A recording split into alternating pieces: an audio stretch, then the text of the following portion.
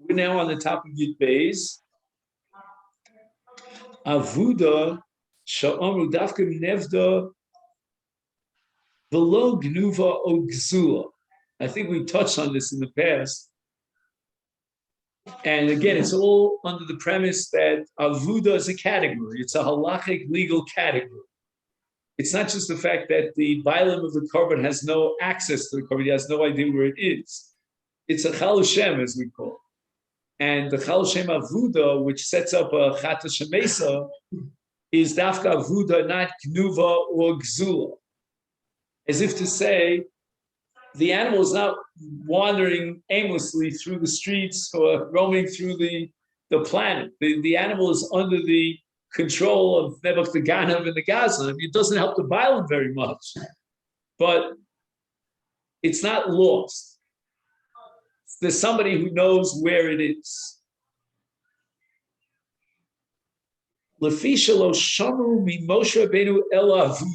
Interesting. We're bound to the exact language of what Moshe Rabbeinu heard on Har Sinai.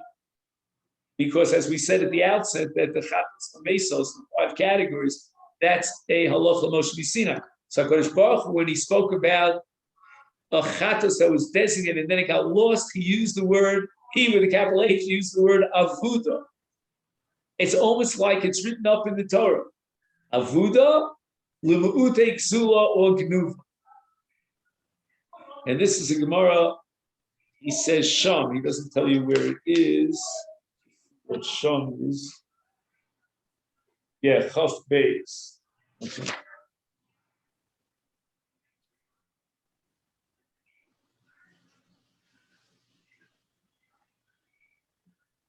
Okay, now what happens? When I designate an animal as a korban, as a chatus in this case, then I hire somebody to watch the animal. Meaning, I'm not a farmer. I don't have my own corral of sheep. If I do, then I don't need anyone's help. I'll put a red X on the animal and let it roam around in my corral. But I'm not a farmer. I'm a Rosh Hashiva. So I appoint a roer, a shepherd. I pay him a fee to guard the animal. So avuda sha'amru, hainu sha'avuda min ha'bailin u'min ha'roa. If, let's say, I don't know where it is, but the roa knows where it is. He took out the animal, to graze, as shepherds do. That's what they're paid for. Then it's not avuda, even though I have no clue where he is. This is a couple of mountains around my area. I don't know which mountain he is. The shepherd is climbing on. But the shepherd is my shliach. He's a proxy, an agent on my behalf, and if he knows where it is, it's not avuda. He will return it. In the case of a ganav or a gazlan, he's not going to return it to me, probably, unless he does tshuva or something. And therefore it should be avuda. But we said that halacha Moshe Sinai is dafka avuda, not kazula. We need that miut, so to speak. But in the case where the roer knows where it is, now let's say the roer, for the time being, took a coffee break, and he got confused. He doesn't know where the animal is, but I know where the animal is. I'm the bailim who I was mafresh the korban chatas. That also is enough to be mafkia the shame of it. Paisa avuda bishnein. What happens if there's someone on the face of the earth who knows where the animal is? He's neither the bailim nor the roa. Is that enough to be mafkir the shame of it? And you and I would have said intuitively, it depends whether or not he's going to return the animal. If he's he may know where it is, but he's not such a tzaddik that he's going to return it to the bailim. But he says, neither the bailim nor the roa knows where it is, where the animal is. But echad v'sofa olam makir, someone all the way out from the end of the world knows exactly where the animal is. His stopgo b'gemara, the Gemara vacillates, imzu avuda olo, umisafek dina behema shetom. See, we never really came to grips with the question of suffix. What do we do in the case of a suffix? Remember, we had so many machlokas in, and unless it's a clear-cut halacha, we're going to have many, many cases or scenarios of suffix. And in the case of suffix, we have to apply the chumrah of Thomas, which again indicates, as we said many times, that the Torah, whenever the scenario arises and all the conditions are met, the Torah requires misa. It's not just a question of let's solve the problem by letting the animal die on its own. We have no active way of getting a better deal out of it. No, it's a din of misa. That's the cue. That's your fulfillment of your obligation, is to allow the animal and basically force the animal to die, although you're doing it passively. But the Raya is a Shem Sofer, right? What if he's a Shem Sofer? He's the Raya, sure, is a Shem Sofer. Yeah, he's getting paid. So he's not doing it gratis. He's got to make a living. If he's lost it, he's got to pay for it. So therefore, they can bring it with the money that they bring the promised land. If they pay, you're asking, what do we do to money when he pays the money? Is it designated as Kodshim, as Hekdesh? I doubt it, because it's not a pigeon. It's just the chovas, the zik. He's like a mazik. He has to pay compensation. I don't think that money. He's got to makdish normalize for new fighters. Yeah, for sure, because he's chayv achatos. He was miskap. I mean, again, if he brought a substitute, that's a different question. But right now, he hasn't yet brought a substitute. And the money that he will have to spend to buy a replacement chatos should be reimbursed by the broa, who's a shomer sofer.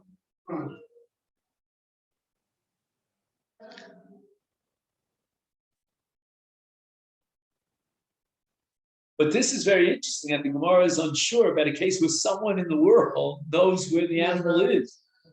I would think that it should depend on whether there's a reasonable assumption on that part that he'll return the animal. But I don't know, the Gemara doesn't mention that. So it could be, the Gemara is again trying to define what's avuda. Avuda means it's got to be avuda mikol adam, like the Gemara has above the tzia. Zuto shel yam, fell down to the bottom of the sea.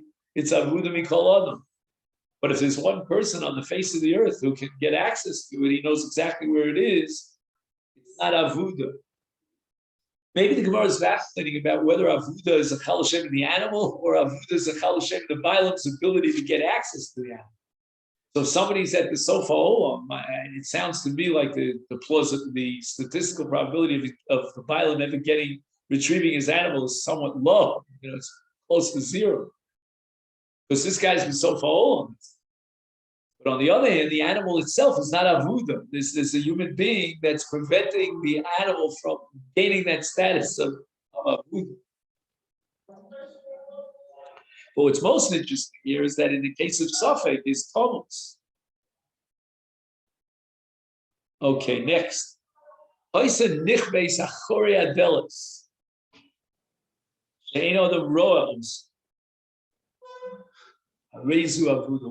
finish here?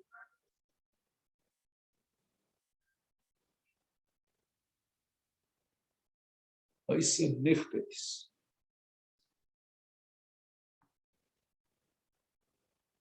tell you what I think. Again, this is going to be anticlimactic, but I think what the Gemara is telling you here is that we'll find the animal. It's not really permanently lost. Right now, where is she? She's hiding, but we'll find her. Like the Gemara has in Psachim about chametz.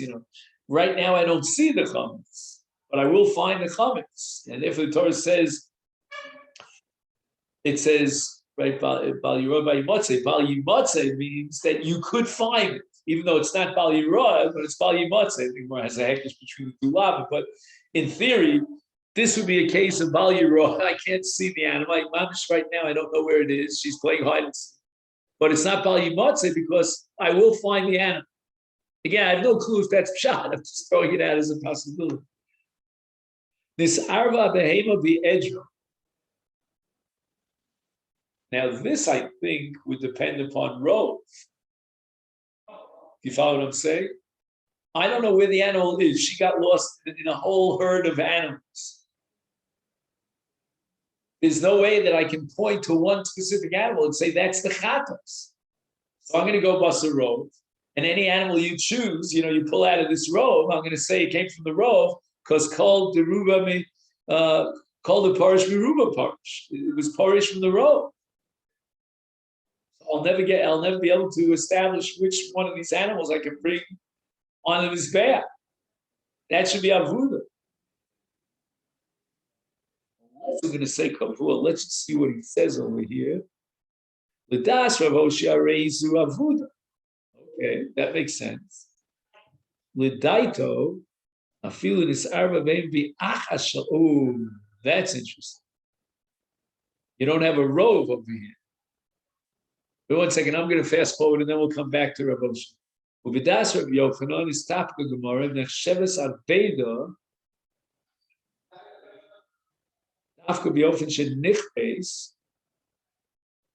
Whoa. We said that nichbeis is an aveda.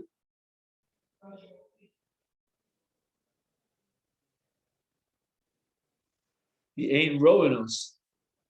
But we said it was only temporary.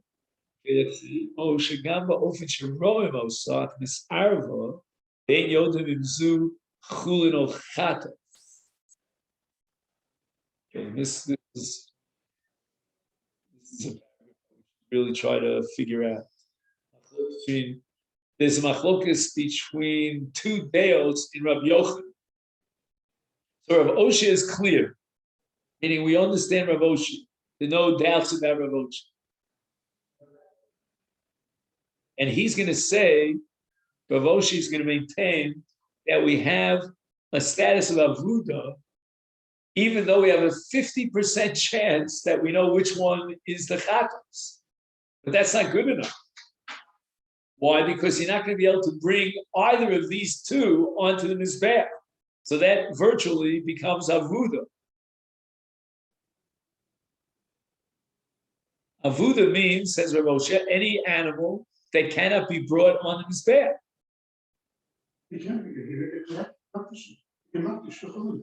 you might one and say, if it's hektish, then it's hektish. If it's calling one, then it'll be hektish. That's an excellent question. I don't know the answer to that question. Let's read it again. Okay. The Das Rav Hoshea reizu avuda afilu nisarva behema bi achas shel chulu. Truth is that your kasha is a good kasha, even if it wasn't achas. He could be makdish 50 million. But anyway, it's more dramatic in this case. It's got two animals, one of which is chatas.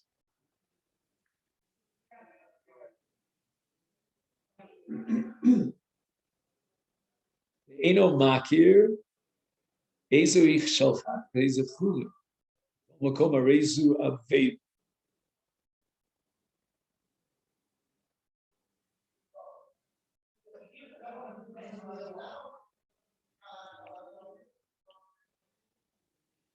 You hear this, John? David is asking Valdige Kasha. You don't know which of two animals is the chatas. Why not bring both animals on the mizbeach with a t'nai of mimonav?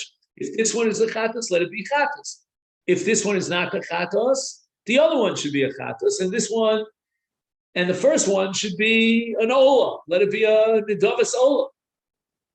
He can very easily cover his bases. Valdige Kasha. So let me offer two answers. I'm not happy with either of them, but let's see if we can, convince ourselves that maybe one of these two answers is correct. One answer is that we're not just trying to solve the problem of bringing it on the mizbeach. That problem we can solve with David's t'nai, but we have to decide whether it's avuda or not. And the Torah is saying that if it's if it's impossible for you to point to this animal and say, this is definitely my chatas, it's like Mashal Amad Davido. I mean, Chas Shalom, I'm not equating them just in terms of the sugyas that we're learning during the course of the day. We had the sugya of Reish Lakish. So Reish Lakish says that if he has chalitza or yibum with a mu'uberes, is lav shmei chalitza. Why? Because the Torah says zera ein lo ayin ba. Ayin ba means you have to know with absolute certainty that this is a yavama, and she has no zera. But we can't know that because she's pregnant. What will be the results down the line? We don't know. So it's not pshat that according to Reish Lakish you have a suffix chalitza or a suffix yibum. You don't have a yibum at all. Here also, a chatos, if it's not definite, it's called avuda. And Rabbi Oshi is saying that it's called avuda even if there's a 50% chance that this is your chatos. That's one answer. Let me try a different answer.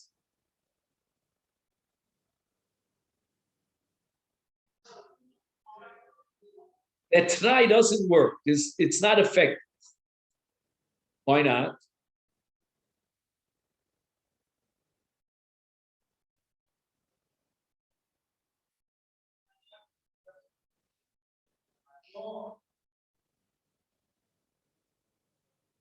Like, for example, if I don't know if I daven mincha, so I can make it tonight, I'll say the following. If I didn't daven mincha, this is going to be my tefillas mincha. If I already did daven mincha, let this be a tefillas nidal. Correct?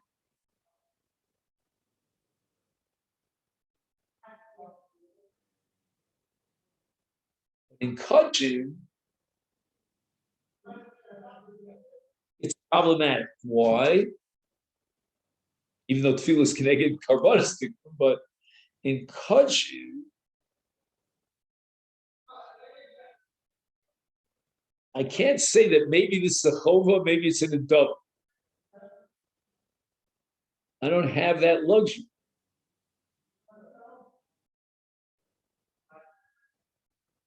Let's see if we can figure out why in Kodshim is this problematic. Let's see, for example.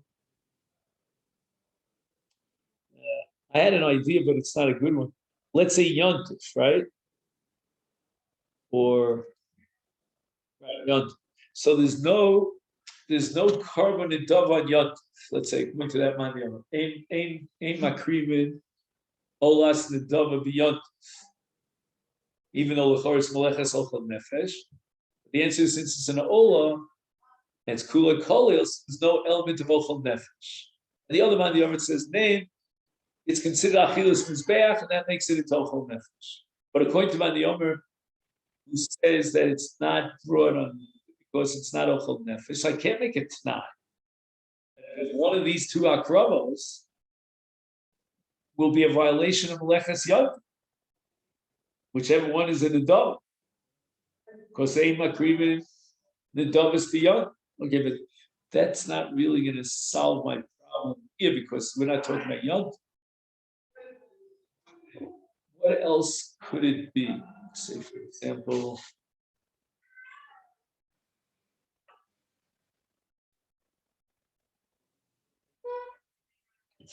in some dinim you need zman kavua. You ever know a chatus is not zman kavua anyway. Say, for example, you had, let's say the coin was tame, and you had ritzi tzitz. Let's say ritzi tzitz is only for kavod chova, not for kavod and dove.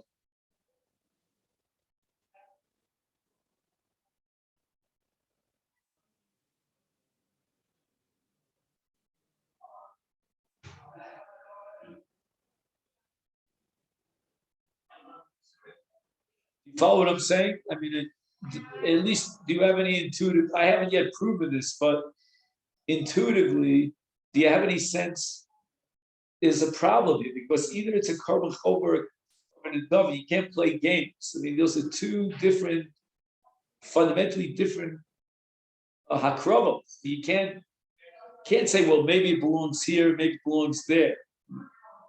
In tefillah, you have basically identical halachas of tefillas nidava and tefillas chova. Just that one has a chova and one has a tefillas nidava.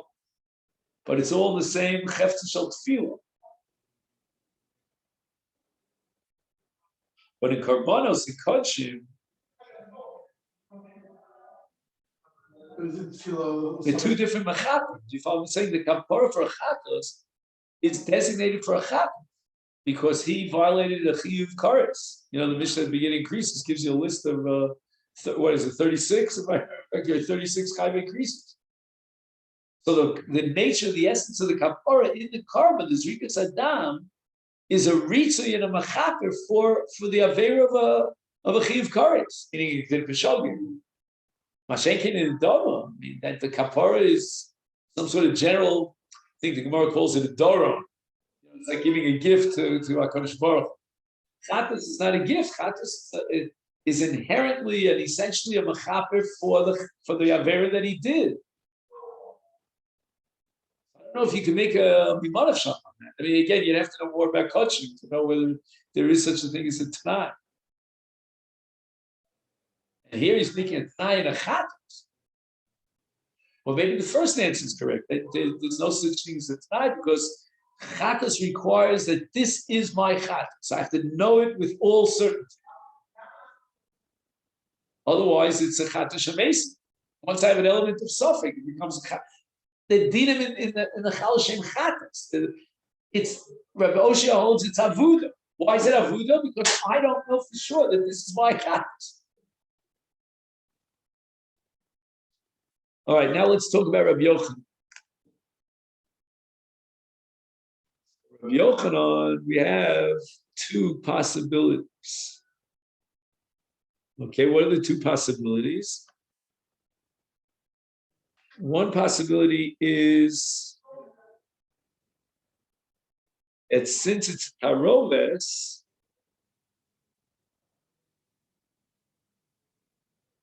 therefore it's not avud. That's very interesting. In other words, I'm looking out at whatever number of animals are in the, sheep are in the herd or goats, I guess. Amongst the goats that I'm looking at, one of them is a chatas. Now ask me which one it is, I don't know. But I'm definitely seeing a chatas here. Masha'enkin in Nechba, I don't see the animal. Even though we pointed out that tomorrow I'll find the animal. The animal's playing a game then. Okay, that's a different question. But right now, it already gains the Shem Avuda. What generates the Shem Avuda? The fact that I can't see the animal. It's not within my vision. But that's only good for the time that he wants to bring the hunt. You don't bring the hunt later on, so that it goes from behind the door to there. You'll see it. Right, but it doesn't matter. Once it's a chatash and nevda, it's lemisa. Yeah, we're dealing with a legal concept of a chal shem. I'll give you an example. We have a Masechta Yevamos that we just covered now in the previous year, that if there was no yibum at the moment of the fila for yibum, then there won't be any yibum at all. She's an eishesah. And you can't remove that error of eishesah. Even though the siba, the reason why she was excluded from yibum has now been removed, because the man's wife died and she's no longer a chosishta. It doesn't matter. Once the Chal Shem of Eishes Ach sets in, you can't remove that. That's Allah. That's what Allah is the most. Here also, it's a Shema Avud at one moment in time. Once it's Avud, the Gemara says, Halacha Moshe Sinai says, that it's Lamisa. I'll find it tomorrow. I mean, in an hour from now, I can find it when the animal steps out of its hiding place. It doesn't matter. The animal already got this Chal Shem. I'd be curious to know if there's such a thing. Yeah, that's called a mumsha over. What's the din of a mumsha over? I think, right? It has a blemish now, but the blemish is gonna dissipate. I think such an animal is okay, because that's a din in the mum. It's not a mum haposa. But Lu Yitzur, you had a mum haposa.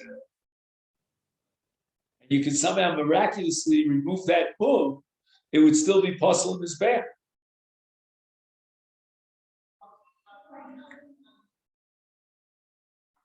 But now I'm looking at a herd of animals. I'm definitely looking at the chatas. So the Gemara has one side to say that according to Rabbi Yochanan, it's not avuda. Ask me which one is the chatas. I don't know. Oh, now let's see.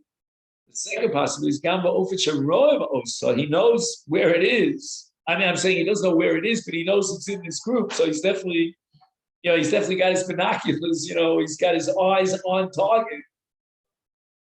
Achnis Arva, but it's mixed up. The Ein Yodim im Zuchulin o Zuchatos. And therefore, Rabbi Yochanan would say it's a Chatos Shemesa. Don't tell me that you see it. Tell me where it is. If you can't identify it, then it's Avuda. How does that impact on Rabbi? How does that relate to Rabbi Oshia? Even if it's 1 and 1. Oh, we don't know what Rabbi Yochanan would say about 1 on 1. I would assume that Rabbi Yochanan would also say, let's say the second side of Rabbi Yochanan, the Ein Yodim is then Ein Yodim makes it Avuda.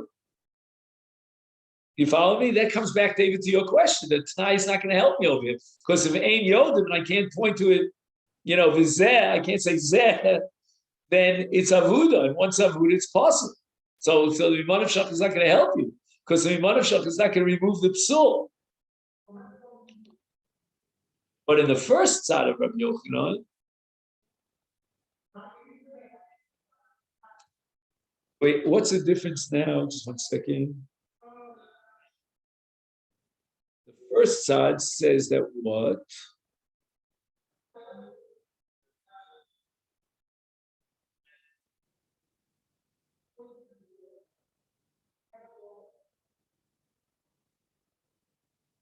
Oh, the first side says it's not Avuda because I see it. And the second side says I have to be certain about its identity. Weiter, what time is it? Oof. All right, we'll try to see if we can add one more paragraph if we have a minute. Chatat she'ibroch shnosa.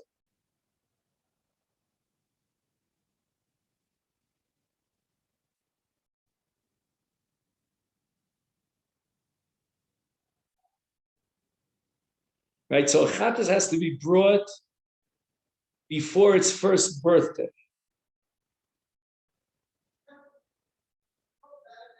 And now it passed its first birthday.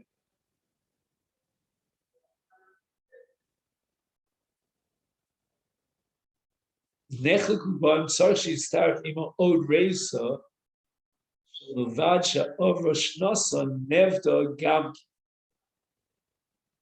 so we saw that sometimes in order to set up the din of Chatas Shemesa, we need a double raise. It's got to be Nevda, it's got to be Niskapru Baalem. Let's say, for example, they brought the replacement. But now we have a situation where we're wavering back and forth about one very profound raise that might serve to generate the Shem Chatas Mesa even without a second raise. And that's called Avra Shnos.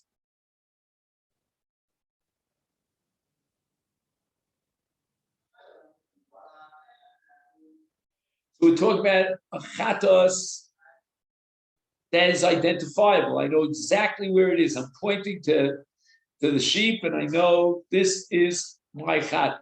But Avra Shnos, I'm saying that's not a Chatas Shemesa. That's the psul in the carbon, like a move. In such a case, you do a pigeon or whatever you have to do. But others say no. It becomes a chatos mesa simply because it's excluded and disqualified from the mizbeach because of Rosh Nos.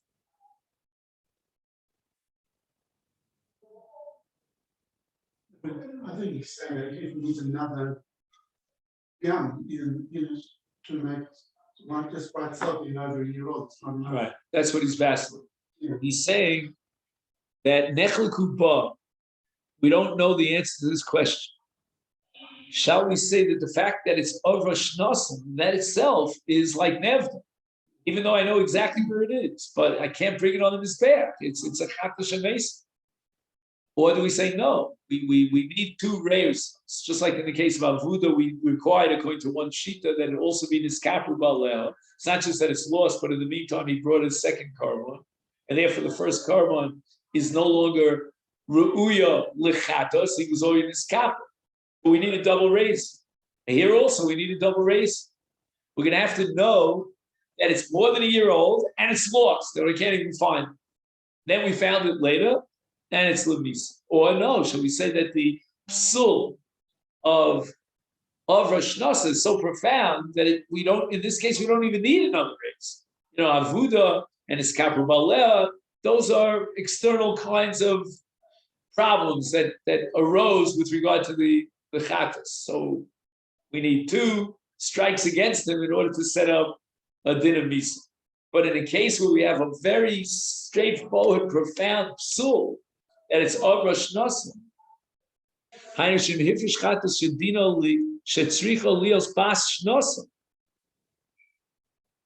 can tell you where you derive that from. The of Rosh Hashanah Kodem Shekriva.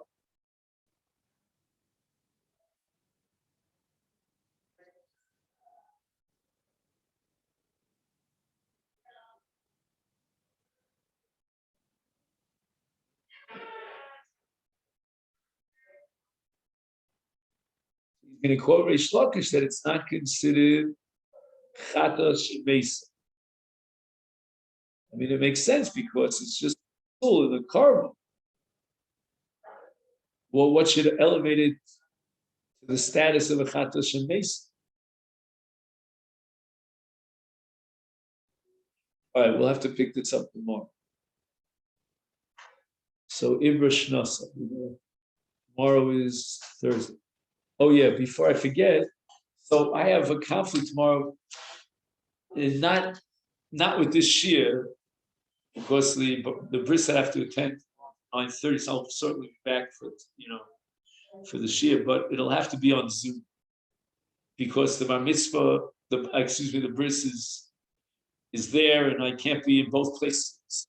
All right, so it's just me for the record. So tomorrow shir will be on Zoom.